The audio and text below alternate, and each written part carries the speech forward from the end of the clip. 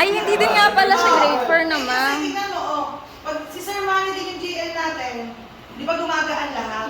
Yun nga sinasabi niya, pag hindi tayo alam, sabi niya, oh sige ganito yan, tuturo sa atin. Pero sa huli, bisa sabi, sige ako na lang gagawa. Gumaganan siya.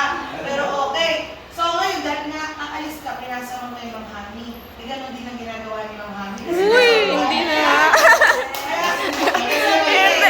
Magaling ka talaga. So, dadalhin mo yung galing mo, pero huwag mo munang ilalabas. Tulad ng sabi namin dun sa kanina.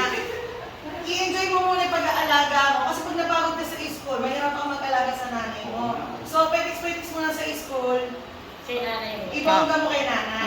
Sabi nga, hanggang dyan yung magulang, kailangan palakasin, mahalin. So, yun muna yung gagawin mo, yun muna yung goal mo. Sige, yun lang pare, good luck!